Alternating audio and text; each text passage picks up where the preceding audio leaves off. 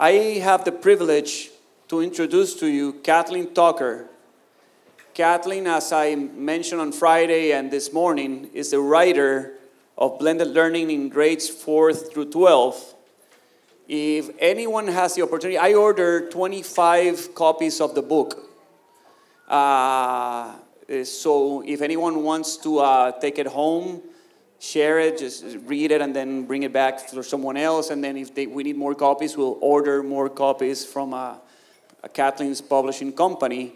But this is the type of book that actually takes you to the nuts and bolts of doing blended learning. It's not the theory, even though she touches a little bit on the theory, but it's the how to do blended learning.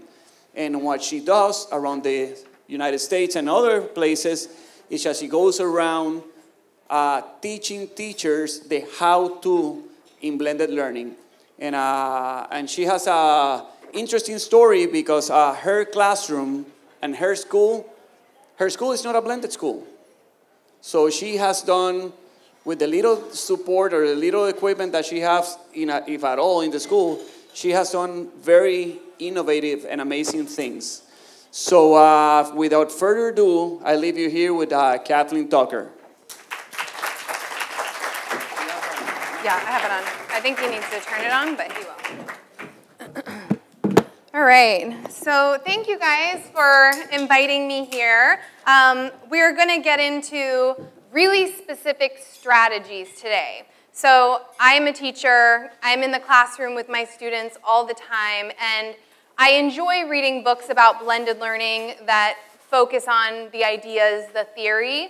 But as a teacher, I want stuff I can use now. I want concrete strategies. So that's really going to be the focus of my presentation today. And I know we have some challenges in terms of the connection for some tables and groups. So if we're doing an activity, then I encourage you, if you have one working table, just move your chairs around that computer, do the best you can. If I have learned anything when it comes to using technology, it's that you're going to hit bumps. It's going to happen. And I think the best thing that we can do as educators is just stay calm and model for our students what it looks like to hit a bump and not freak out. So how do we, in those moments, manage it when technology doesn't work perfectly? Before I dive into the presentation today, I wanted to touch on using Padlet, which was that Post-it note wall where you guys posted your comments in the last activity. It's basically a virtual Post-it note board, and it's very flexible. So you can use it for all kinds of different activities. And I want to show you a couple examples so you start to think about it in kind of the context of how could you use this very simple tool with your own students. So here is a picture of a Padlet wall that was used for math. So a lot of math classes, they start with maybe a warm-up problem, or maybe they end with like an exit ticket style activity. And one of the things that you can do very easily is have students either individually or in groups work on a problem that you've given them, and then ask them with a device to take a picture. And then you can actually post not just words and text to a Padlet wall, but you can post pictures too. So a teacher can get all of the different kids' work on a Padlet wall instead of collecting paper. And then all of the other kids can see, oh, look at how this student solved this problem. Or, oh, I realized I missed this step, and that's why my answer is different. So it creates these opportunities for kids to see how other kids are solving problems. And personally, as a teacher, I would rather have all of their information in one place so that I can review it and look and see what they did, as opposed to collecting a stack of papers and putting it in my briefcase and kind of carrying it around my life. So here's an example for math. I'm going to show you a couple other examples just to get you thinking about how you could use Padlet. I also, on the Facebook page, I posted a link to a blog that I wrote about how to use Padlet. It's very easy, but just in case you're interested and you want more information. This is also a Padlet wall. It looks different because the background is different. So in my English class, we read Lord of the Flies.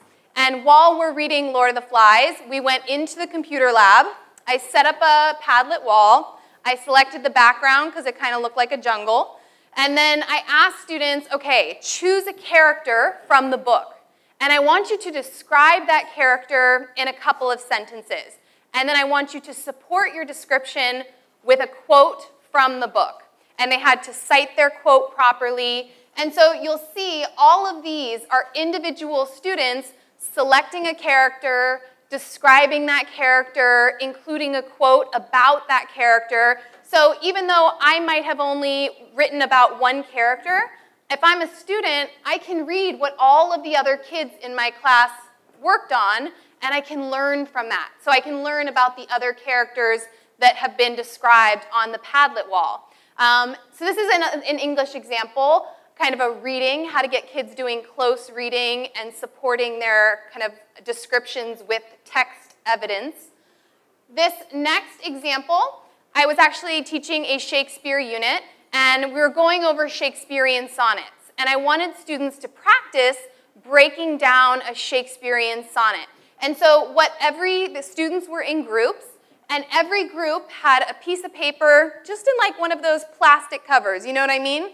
And then I gave them a whiteboard marker, and they labeled on the plastic, which was on top of the paper, kind of the lines, the rhyme scheme, repeated words, information about the sonnet they were analyzing. And then as a group, I had them take a picture and post it to the Padlet wall. And if you're looking at it and you think, oh, the pictures, they're really small, I won't be able to see them, if you just click on one, you can actually scroll through them in a larger version and kind of see what students have done. So I was able to go through and kind of notice what they were noticing. What were they missing? What were they able to label successfully? So another strategy for using something very simple like a Padlet wall to collect information and allow all of the members in the class to see that information. Now, I wanted to just kind of go through very briefly Padlet features. So when you sign up as a teacher for a Padlet account, you're the only one that has to sign up. Your kids don't all have to sign up for one, so it's a lot easier to use. You can choose from the various backgrounds that are already there. You also have the opportunity to upload your own image. So if you have a picture you really love, you really want to use, you can use that one. So you'll see the background is changing as I'm choosing different backgrounds. You can set the kind of the way that the Padlet wall looks. So it can be kind of in the grid where it's nice and clean, or it can be kind of messy like the Lord of the Flies example that I showed you. It almost looks like a collage. And then you can set it up so that it's very linear, one on top of the other. So you as a teacher can decide which strategy you like the most. You can also decide on the privacy. So if you have your whole class working on a Padlet wall in class, you can set it so that anyone who clicks on that link can write on the wall. They can post a picture on the wall. But then if the activity is over, all you have to do is go to the privacy setting and click Can View. And all of a sudden, students can see what's on the wall, but they can't add anything else to it. So it's kind of nice if you have an activity you're doing in class or an activity for homework using the Padlet wall.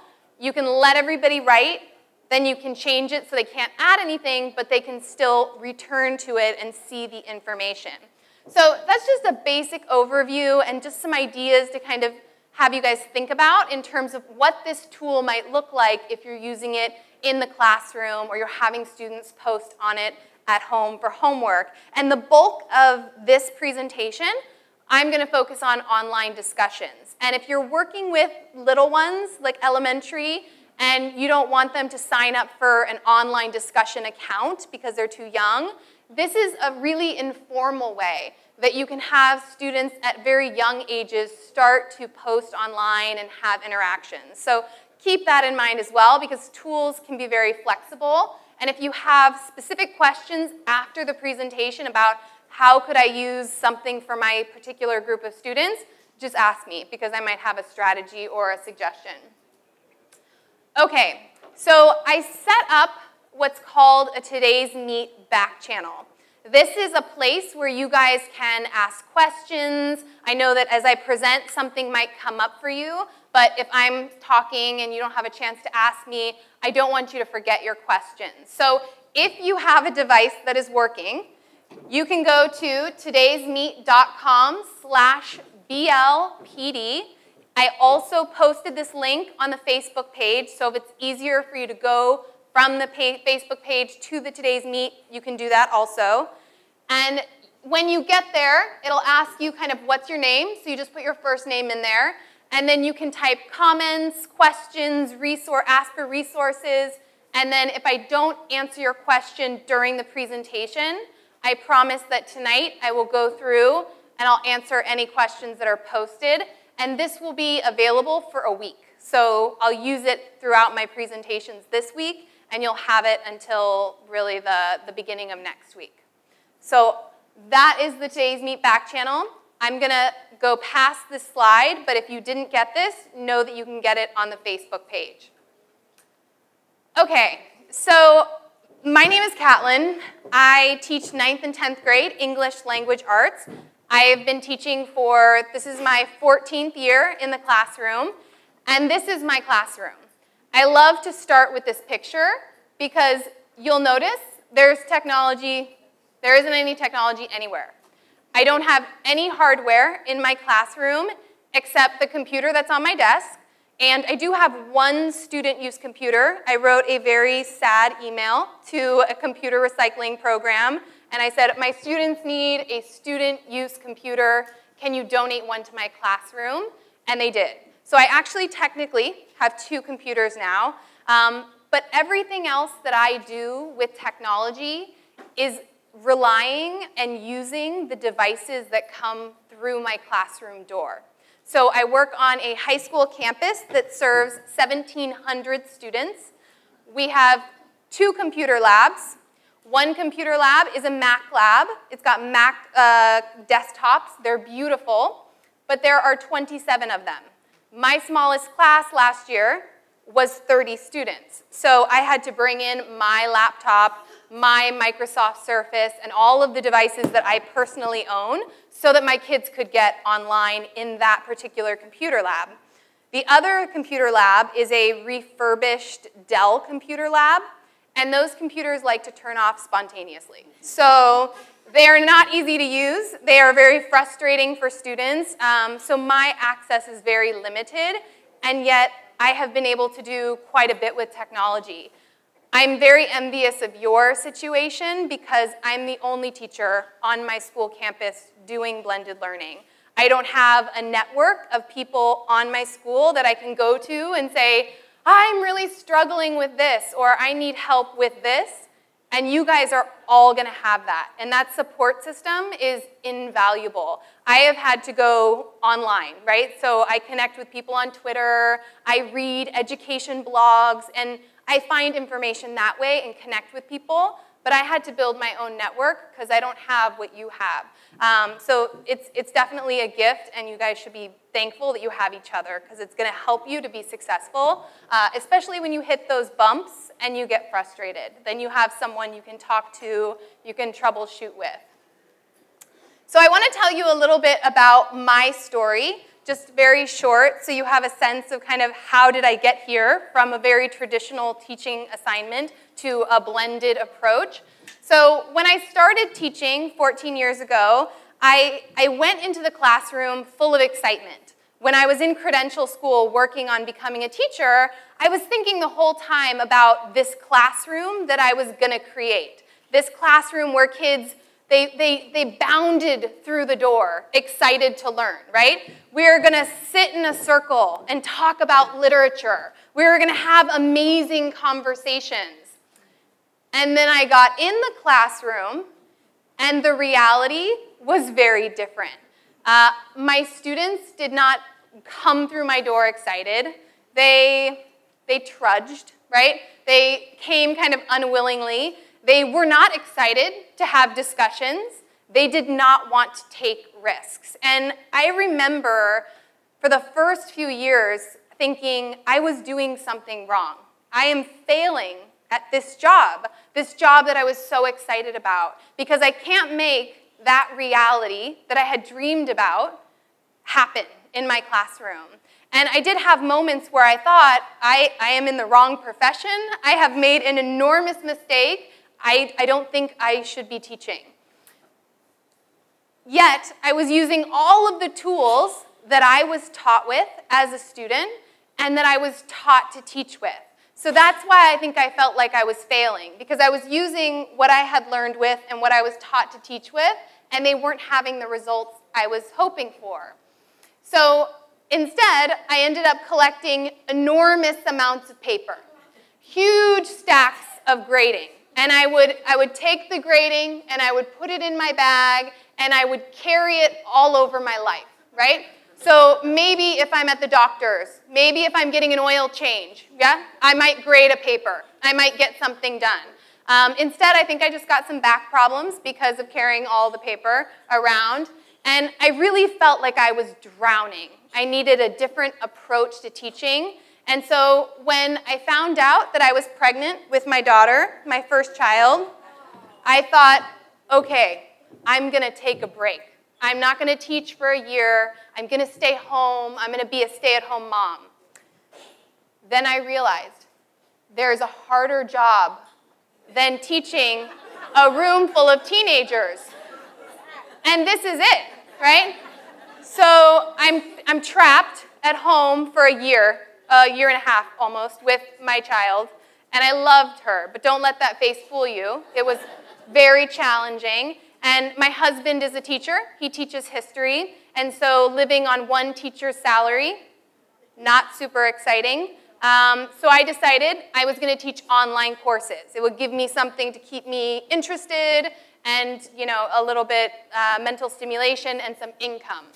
So I teach online courses, and there were challenges to never meeting your students. But I had kids in that course, or people in that course, who were 18 years old, all the way to grandmas in their 70s coming back for their degrees.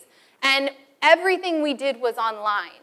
And I began to get really interested in what I saw were some of the benefits of online learning. There were a lot of challenges, but there were a lot of benefits. And so after a year at home, I skipped back into the classroom. I was so excited to not be home anymore. And I decided I'm going to take pieces of online learning and see if I can make them work in my classroom to change things. Now, I was very scared. I had a lot of fears about what this would be like. You know, how hard is it going to be to get 158 students online having discussions or online working? How much time is that going to take, right? I was very busy. Anybody who teaches, we always have full plates. So I didn't want to add anything that was going to be really time-consuming to my already full plate. I also worried about what teenagers will say if they are let loose online, right? Because I can't control everything that they say online. And I had this moment where I realized, Catlin, if you want to stay in this profession, if you're going to give teaching a shot, then you cannot make decisions from a place of fear. I have to just try. I have to try to be the best teacher that I can be. And that's when I started integrating online discussions. It was the first thing that I did. And so today, this presentation is really going to focus on exactly how do you use this strategy. How do you extend conversations online? How do you replace some of that pen and paper homework that creates enormous stacks for us with online discussions? And we're going to actually walk through exactly how to get that done. Now, in this presentation, despite the challenges of the Wi-Fi, I would love to have you guys engage as students. As much as possible, I have tried to make this interactive because I think a big fear that a lot of us have when we first start using technology is we feel like we have to know it all before we use it to teach. And so this will give you a chance to be in the role of students and then hit those bumps that you are going to hit when you work with kids and figure out how to troubleshoot. So this can be your playground where it's okay to make mistakes, you can ask questions, see how it goes, and start to think about how could I use this with my own kids. So I want to take a little poll. We're going to do this just raising hands, no technology. I just want to hear about your current experience with online or with in-class discussions. So are in-class discussions awesome? Highest intellectual discourse possible. Are they good? Like most students participate. It's pretty strong. Is it fair? Like some kids participate, but there's definitely room for improvement. Is it a struggle? Like kids don't want to engage? Or is it like, does it not happen at all? What is this discussion that you speak of, okay? So how many people have awesome discussions? Every kid wants to participate. You have to end them because they're so vibrant. Anybody in here? No, in class. In the classroom. 1, 2, oh, I want to talk to you, ladies. I want to talk to you after this. Yeah. Oh, one in the back. That's great. How many people have good conversations? Okay, a few more hands. Excellent. How many people are like fair? Sometimes they're good, sometimes they're, okay. A struggle. If discussions are a struggle for you. Anybody? A couple? Yeah, it's not, this is okay to admit. I will say, when I started using online discussions, I was right in here. Sometimes it was okay, but okay really meant that there were about 5 people who talked, but they tended to dominate the discussion, right? They were always the same students talking, and nobody else wanted to get involved, or nobody else was willing to get involved in the conversation. For me, one of the reasons I was excited about online discussions as like the first step in my approach to integrating technology is I really was such a firm believer in the power of discussions for learning. It's so valuable for kids to hear other people's perspectives, to be able to ask questions and engage with information. It helps them to understand and retain what they're learning, but I wasn't able to get it done in the classroom. And so I figured I would try the online environment. Every year that goes by, more and more people take classes online. Has anybody in here taken an online course, like for furthering education? A few. And in that online course, did you have some kind of discussion board that you had to participate in? Okay. There are 7.1 million students taking at least one online course right now. That number is growing exponentially. And every online course has some kind of discussion component to it. And so if my students leave my class and they're not ready to have academic conversations online, I really worry that maybe I'm not preparing them for the changing landscape of education after high school. So that was another big reason why I decided to kind of grab online discussions and try to make them work with my class. So this is actually the tool that I use for online discussions. It's called Schoology, and you'll see an example of a discussion my students had. Now, this is a discussion that took place a couple months into the school year, or about a month into the school year, and you'll see how detailed and how developed their responses to the questions are. Everything that is indented are replies from other students to this student. So this is the initial response to the question. These are replies from peers. They are starting with each other's names. They're asking questions. They're pointing out specific things about the post that they really like. And I show this because I want you to know students can get here. They just have to be taught how to be successful in this space. And for me, it really took a lot of failure to get to this point. I actually like to joke that my book is a product of all of the mistakes that I made. I made a ton of mistakes, and I learned from them, and then I wrote a book. So hopefully other people don't have to make as many mistakes as I did. So we're going to talk about how do you get students online having discussions. How do you support them so that the quality of those discussions stays really high?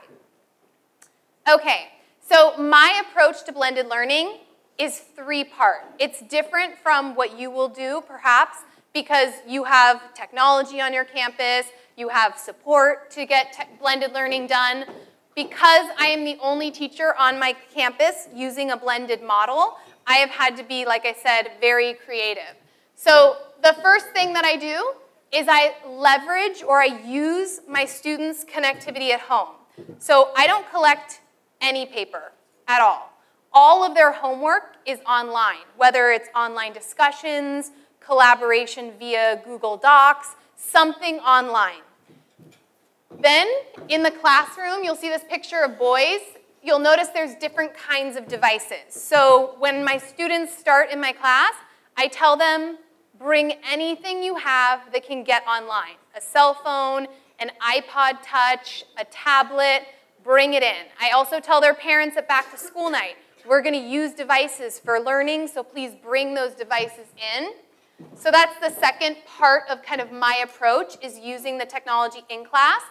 But ultimately, the whole reason that I want to use a blended approach is that I want the learning in my classroom to be focused on the students. I want the student to be at the center of learning. I don't want to be at the center of learning.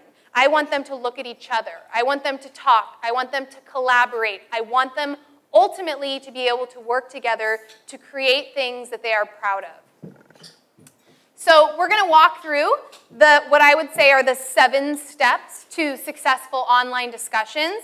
And throughout this, I'm going to ask that you guys engage and brainstorm and participate so that you're more likely to use this when you go into the classroom because you'll feel more comfortable using it. So the first thing we'll talk about is how do you create a safe space online? So for teachers like me who are scared about, okay, what are students going to say when they're having discussions online? What if they're disrespectful? We'll talk about how you lay the foundation so that they can be really successful in this space. Second, how do you build an online community? How do you create a community that students feel safe interacting in? 3, how can we design questions as teachers that are going to lead to interesting, dynamic discussions? 4, how can we teach students to say something substantial, to contribute in a meaningful way to conversations? Because that's how you keep the conversation quality high. That's what makes students want to continue having conversations online. 5, how do we decide what makes sense for us as a facilitator? So how are we going to engage with kids online? What is our role going to be? 6, how do we keep those conversations going so that they don't kind of drop off and the quality gets low after a little while? And then 7 is really how do we weave together, how do we blend those online interactions and then the face-to-face time in the classroom? So those are the specific steps that I'm going to walk you guys through.